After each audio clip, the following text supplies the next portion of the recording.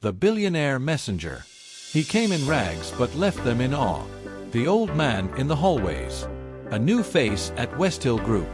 Westhill Group was one of the biggest companies in the city. They had over 400 workers and offices in 3 countries.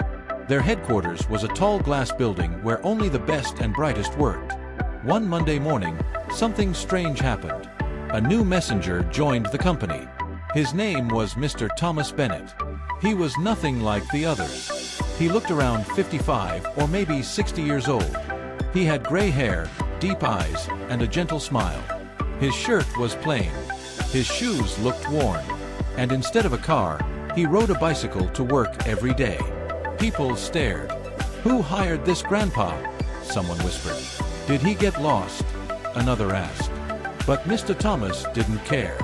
He walked into the building, holding a leather folder and a brown satchel. "I'm the new messenger," he said politely to the receptionist.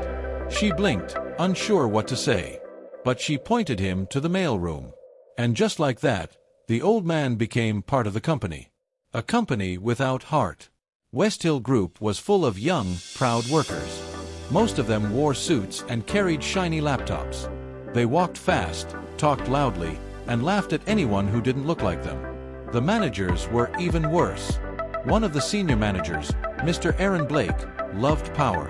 He shouted at interns, insulted cleaners, and acted like he owned the building. "This is not a playground," he once told a cleaner. "You people should work and stay out of sight." He believed that poor people were lazy and rich people were smarter. Most people followed his lead. The ones who noticed. But not everyone was rude. A young accountant named David Harris always smiled at people in the hallway. He greeted the janitors and said, "Thank you," to the elevator man. Then there was Emily Brown, the front desk officer. She helped lost visitors, shared snacks with the cleaners, and always offered Mr. Thomas a cup of tea. "Thank you, miss," Mr. Thomas said every time. "You're welcome, sir," she replied. To her, he was not just a messenger. He was a man doing honest work. The tests begin. Mr. Thomas was quiet, but he was watching. Every day, he wrote in a small black notebook. When someone lied, he wrote it down. When someone stole, he noticed. When someone helped others, he made a note. He didn't speak much. He didn't judge out loud, but he tested them in small ways. Sometimes he'd purposely drop documents to see who would help him pick them up. Sometimes he'd enter a room slowly to hear what people say when they think no one is listening. He saw who pushed past him, and who held the door open. The secret behind the smile. At night, Mr. Thomas returned to a large house in the countryside. But it was not a simple house, it was a mansion. He didn't live in a small flat. He had 5 cars, paintings on the wall, a personal chef, and security at the gate. He took off his old shoes and sat in a large chair, reading through the day's notes. Emily," he whispered, "kind soul." He turned to another page. Aaron, full of pride, dangerous.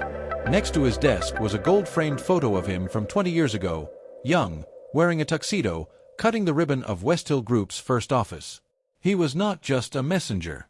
He was the owner. The meeting behind closed doors. The next morning, Mr. Thomas met with the company's current CEO, Mr. Jonathan White, in secret. "You've done well running the place," Mr. Thomas said kindly. "Thank you, sir," Jonathan replied. "But your idea of working undercover, are you sure it's safe?" Mr. Thomas chuckled. "If I walk in as a billionaire, people will pretend. But if I come in as a messenger, I'll see their true selves." Jonathan nodded. "And what will you do when you're done watching?" Mr. Thomas smiled. "I'll reward the humble and expose the proud." The games people play. In the following weeks, Mr. Thomas became part of the background. Some staff handed him heavy boxes without saying, "Please." Some told him to run up 5 floors instead of using the elevator.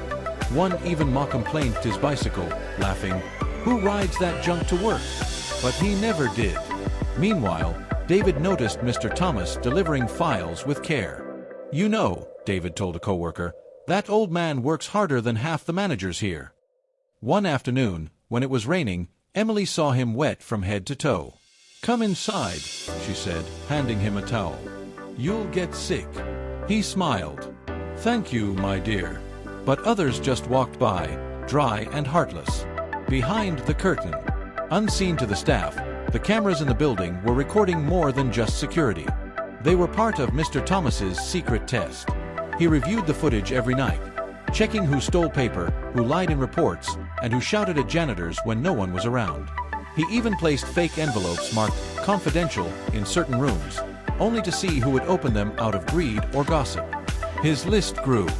Some were kind, some were cruel, some were honest, some were only good when the boss was around. But they all forgot one thing. The messenger was the boss. Rumors and gossip. By the end of the second month, rumors spread. "Have you noticed how quiet that messenger is? Maybe he's a spy. I think he's watching us for the new investors." Aaron Blake, the proud manager, laughed. "You're all fools," he said. "That man's probably just a retired postman trying to make ends meet." That same day, Mr. Thomas delivered a package to Aaron's office. As he turned to leave, Aaron said loudly, "You know, old man, if you worked harder when you were young, you wouldn't be running around now like a delivery boy." Mr. Thomas turned and said, "Thank you for your advice." Then he smiled and walked away. A mysterious email. On a bright Monday morning, a company-wide email was sent. Subject: VIP visit to Westhill Group, this Friday. The original founder of Westhill Group will visit our headquarters this Friday. All staff must be present at 9 a.m. in the main hall. Dress well and be prepared. People were shocked. Wait, the founder? Wasn't he gone for years? I thought he moved abroad. No one had seen the founder in over 15 years. His name was only whispered during big meetings or printed on old plaques. But he was returning. And nobody knew. He had never left. Moral lessons. You never know who's watching. So always treat others with respect. Pride blinds the foolish. Humility lifts the wise. The job someone does not define their value. The man they never respected. Preparing for the visit. The news of the founder's visit shook the entire company. By Wednesday, everyone was in panic mode. Office walls were cleaned. Chairs polished. People stayed back late fixing files they had ignored for months. Even Aaron Blake, the senior manager who usually left at 4 p.m., now stayed till 9. He wore new suits and practiced fake smiles in front of mirrors. "Do you think the founder will promote people?" someone asked. "I hope he doesn't cut jobs," another said. No one wanted to look lazy. Everyone was suddenly polite. Even the janitors were being offered snacks. But Mr. Thomas watched it all quietly. He saw the sudden change. And he knew it was all for show. A Friday like no other. The big day arrived. At 9 a.m. sharp, all 400 staff stood in the company's grand hall. Phones are silent. Smiles on faces. Ties straight. Hair perfect. CEO Jonathan White walked to the stage. "Ladies and gentlemen," he began, "today is a special day. The man who started this company from nothing, who built it with his bare hands, is here with us." He paused. "He has walked among us, worked beside you. You've seen him every day." People looked around, confused. Then Mr. White raised his hand. "Please welcome Mr. Thomas Bennett." Silence. Then gasps. Every head turned. The old messenger was walking toward the stage, but he looked different. A black suit, shiny shoes, a gold watch, clean-shaven face, tall, confidence. Aaron Blake's face went pale. David and Emily looked at each other, stunned. Was this really the same man? Yes. Mr. Thomas took the mic. The truth comes out. "Good morning," he said. His voice was calm, but firm.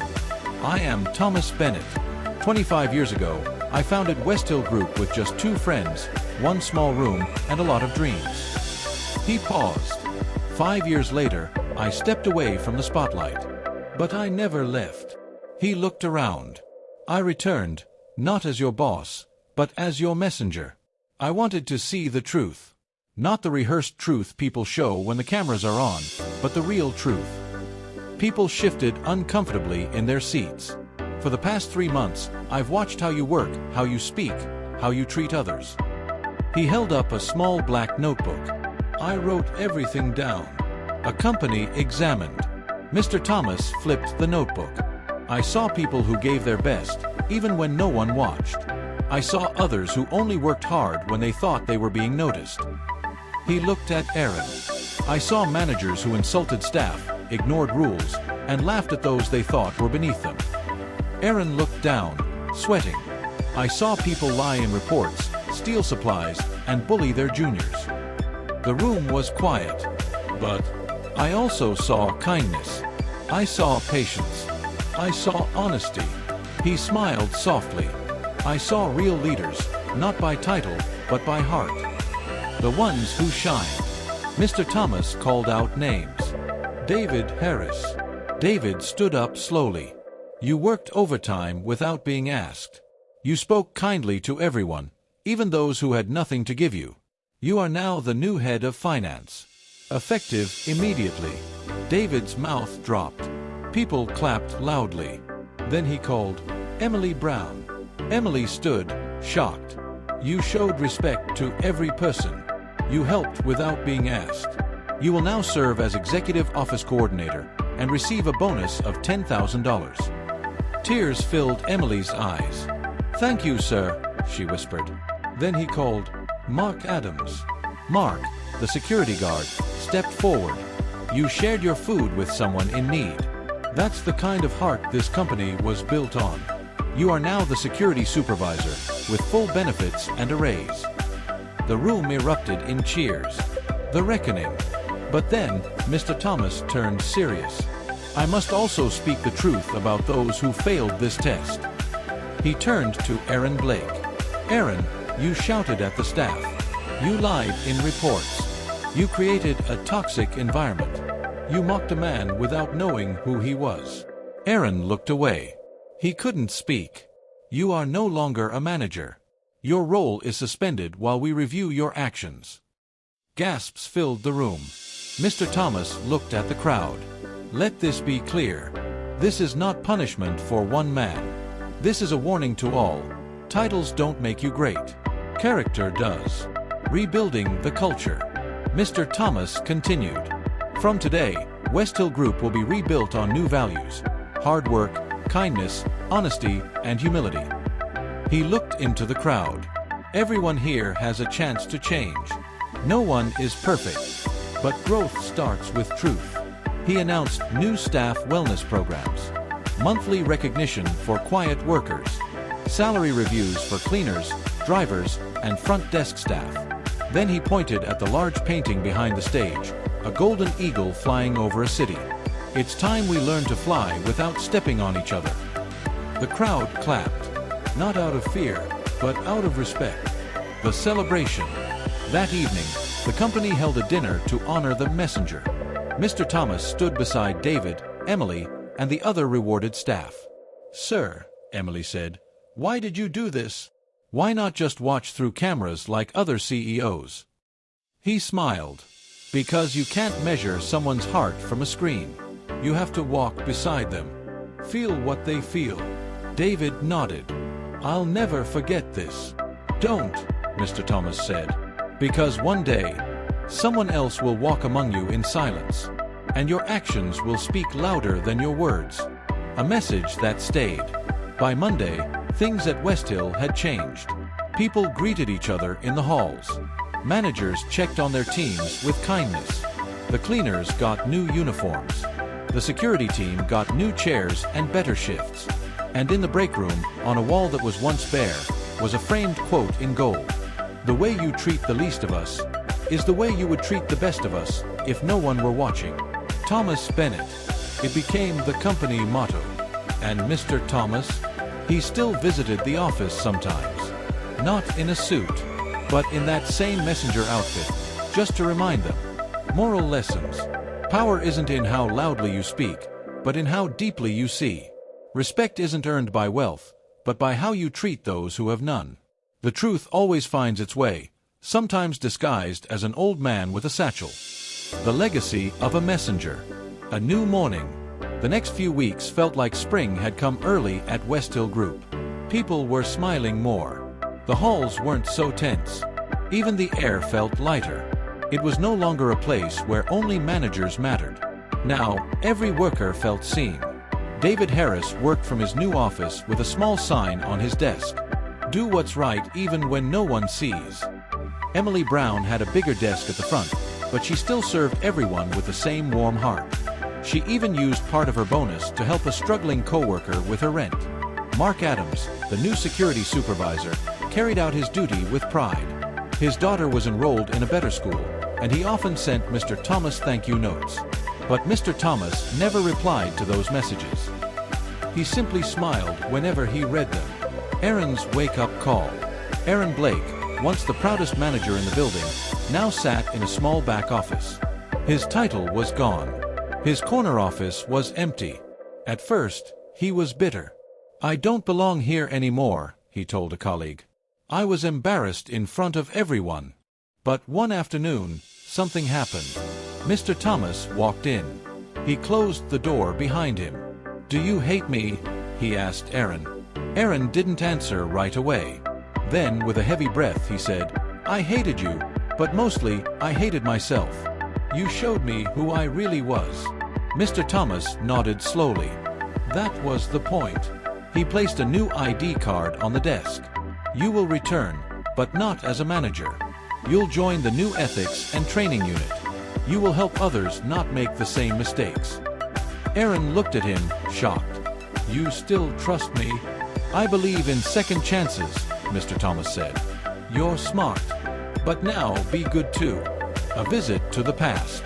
One weekend, Mr. Thomas drove to the very first office where Westhill Group began, now an old abandoned building.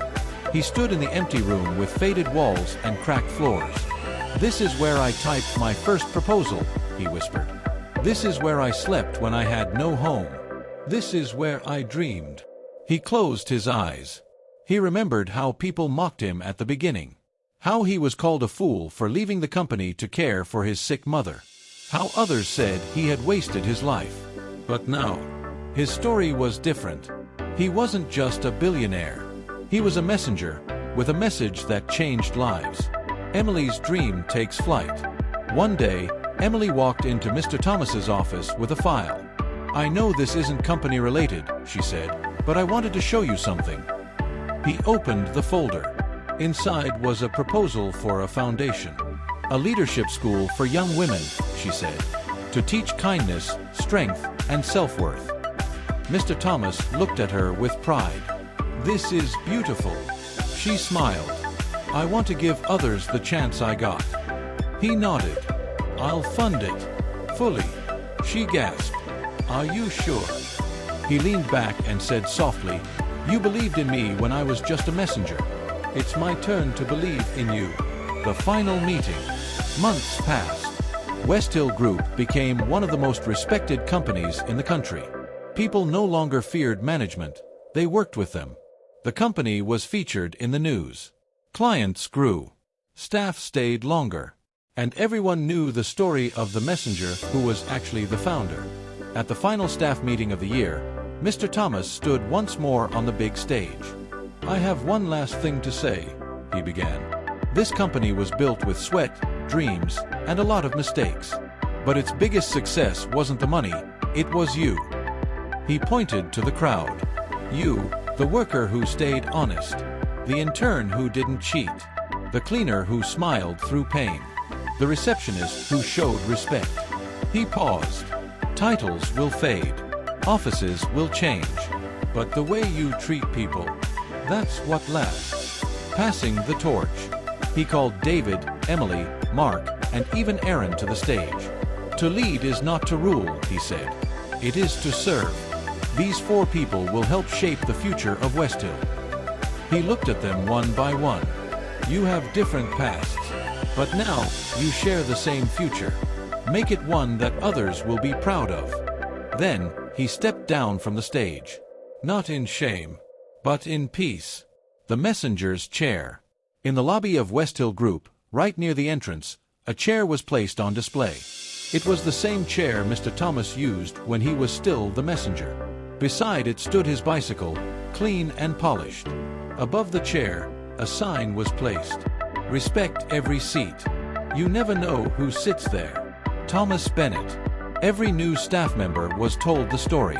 Not as a warning, but as a reminder of what real leadership looks like.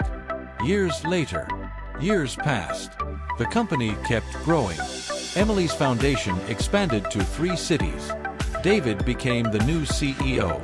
Mark trained over 200 security officers across the country. Aaron helped develop national policies for workplace culture. And Mr. Thomas? He stayed behind the scenes. But once every few months, he returned.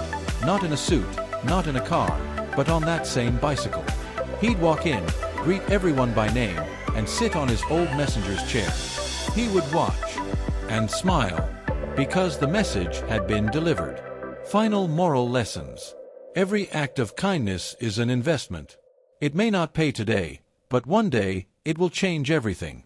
Real success is not who gets the biggest office, it's who lifts others while climbing. Be the kind of person who brings change, even if you have to do it in silence. If this story touched your heart, don't just scroll. Share it with someone who needs this reminder today. Comment below. Have you ever met someone whose true identity shocked you? We'd love to hear your story. Subscribe and turn on notifications so you never miss powerful life-changing stories like this.